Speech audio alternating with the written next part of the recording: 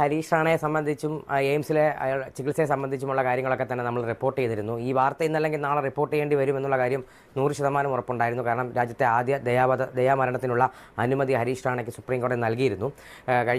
അതായത് എയിംസിലെ palliative care യൂണിറ്റിലേക്ക് ഹരീഷിനെ കൊണ്ടുവരികയും ഈ നൽകുന്ന ലൈഫ് സപ്പോർട്ടിംഗ് എക്യുപ്മെൻറ്റ്സ്, ജീവൻ നിലനിർത്താൻ സഹായിക്കുന്ന ഉപകരണങ്ങളൊക്കെ തന്നെ മാറ്റുകയും ചെയ്തിരുന്നു. ഒരു സ്വാഭാവികമായ മരണത്തിലേക്ക് പോകാൻ ഹരീഷ് റാണയ്ക്ക് വേണ്ട സജ്ജീകരണങ്ങളൊക്കെ തന്നെയാണ് എയിംസിലെ 10 ഡോക്ടർമാരടങ്ങുന്ന സംഘം നേരത്തെ നൽകിയിരുന്നത്.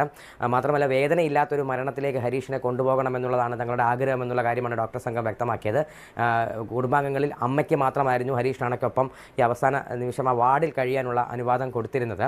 ഏതായാലും ഇപ്പോൾ ഹരീഷ് വിട വാങ്ങിയെന്നുള്ള കാര്യം വാർത്താ ഏജൻസിയായ PTI ആണ് എയിംസിലെ ഉന്നത വൃത്തങ്ങളെ ഉദ്ധരിച്ച് റിപ്പോർട്ട് ചെയ്തിരിക്കുന്നത്. ഔദ്യോഗികമായി ഈ വിഷയത്തിൽ ഇനി എയിംസിൽ നിന്നുള്ള ഒരു വാർത്താക്കുറിപ്പ് കൂടി നമ്മൾ പ്രതീക്ഷിക്കുന്നുണ്ട്. അവസാന നാളുകളിൽ ഈ അതായത് ജീവൻ സഹായം നൽകുന്ന ഉപകരണങ്ങളെല്ലാം മാറ്റി ഈ കുഴലിലൂടെയാണ് ഭക്ഷണം കൊടുത്തിരുന്നത്. എല്ലാം തന്നെ മാറ്റിക്കൊണ്ട് ഹരീഷിനെ പതിയെ മരണത്തിലേക്ക് കൊണ്ടുപോയി എത്തിക്കുക എന്നുള്ളതായിരുന്നു ഡോക്ടർമാർക്കുള്ള ചുമതല. ഒരാളെ മരിക്കാൻ അനുവദിക്കുക എന്നുള്ളതും അയാളുടെ അവകാശങ്ങളുമായി ബന്ധപ്പെട്ടതാണ്. അന്തസ്സായ മരണമെന്ന് നേരത്തെ ശീതൾ സൂചിപ്പിച്ച പോലെ തന്നെ ആ അന്തസ്സായ മരണത്തിലേക്ക് ഹരീഷിനെ കൊണ്ടുപോകുക എന്നുള്ളതായിരുന്നു ഈ മെഡിക്കൽ ബോർഡിന് നൽകിയിരിക്കുന്ന സുപ്രീം കോടതി നിർദ്ദേശം. നമുക്കറിയാം, 2018 ആണ് സുപ്രീം കോടതി രാജ്യത്ത് ദയാവധവുമായി ബന്ധപ്പെട്ടിട്ടുള്ള സുപ്രധാനമായ ഒരു വിധി പ്രസ്താവം നടത്തിയത്. അതിനുശേഷം ദയാമരണം ആവശ്യപ്പെട്ടുകൊണ്ട് സുപ്രീം കോടതിയിലെത്തിയ വളരെ പ്രധാനപ്പെട്ട ഒരു കേസുകളിലൊന്നായിരുന്നു ഹരീഷ് റാണയുടെ മാതാപിതാക്കൾ നൽകിയ ഹർജി. കാരണം 13 വർഷത്തോളം, അതായത് അതിൻ്റെ ഏറ്റവും ചെറുപ്പകാലത്ത് ഇത്തരത്തിൽ കെട്ടിടത്തിൻ്റെ മുകളിൽ നിന്ന് താഴേക്ക് പടഞ്ഞ സ്ഥലത്ത് നിന്ന് കെട്ടിടത്തിൻ്റെ മുകളിൽ നിന്ന് താഴേക്ക് വീണാണ് ഹരീഷ് ഇത്തരത്തിൽ ഗുരുതരമായി പരിക്കേറ്റ് വീണത്. ഹരീഷിനെ ജീവിതത്തിലേക്ക് തിരികെ കൊണ്ടുവരാനുള്ള ശ്രമങ്ങളുടെ ഭാഗമായി പലവിധ ചികിത്സകളിലേക്ക് അവരുടെ കുടുംബം പോയിരുന്നു. എല്ലാ ശ്രമങ്ങളും നടത്തി. പക്ഷേ ഹരീഷിന് ഒരിക്കലും ഒരു സാധാരണ യുവാവായി തിരിച്ചു വരാൻ കഴിയില്ല എന്നുള്ള കാര്യം. കാരണം തലച്ചോറിൻ്റെയൊക്കെ തന്നെ പ്രവർത്തനം കുറഞ്ഞിരുന്നു. നട്ടലടക്കം തകർന്ന സാഹചര്യമായിരുന്നു. മുഴുവനായി തന്നെ കിടപ്പിലായിരുന്നു. കിടപ്പ് മാത്രമല്ല, കിടപ്പിൽ ഇനിയും ഹരീഷ് നരകിച്ച് ജീവിക്കേണ്ടി വരും എന്നുള്ള ഒരു ആശങ്ക കുടുംബത്തിന് വന്നതിന് പിന്നാലെയായിരുന്നു ഈ ദയാമരണവുമായി ബന്ധപ്പെട്ട ഹർജികളുമായി ആദ്യഘട്ടത്തിൽ ദില്ലി ഹൈക്കോടതിയിലടക്കം അവരെ എത്തിയത്.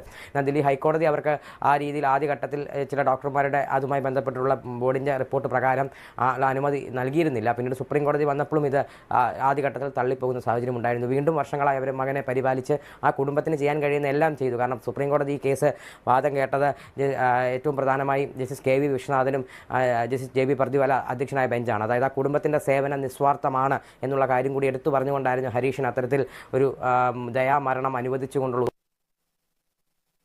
പോലും ആ വിധി എഴുതുന്ന മനുഷ്യനായ ജഡ്ജിക്ക് പോലും ആ വിഷയത്തിൽ വൈകാരികമായി മാത്രമേ അതിനെ കാണാൻ കഴിയുകയുള്ളൂ. കാരണം ജീവിതത്തിൽ ഇനി തിരിച്ചു വരുമെന്ന് ഒരു പ്രതീക്ഷയും ഇല്ലാത്ത സാഹചര്യത്തിൽ ഒരാളെ നരകിക്കാൻ വിടേണ്ടതില്ല എന്നുള്ള ഒരു തീരുമാനമാണ് അത്തരത്തിലൊരു ദയാമരണം അനുവദിച്ചുകൊണ്ടൊരു ഉത്തരവിലേക്ക് വന്നത്. അതിനുശേഷം എയിംസിലെ പാലിയേറ്റീവ് കെയറിലേക്ക് മാറ്റണമെന്ന നിർദ്ദേശമുണ്ടായിരുന്നു.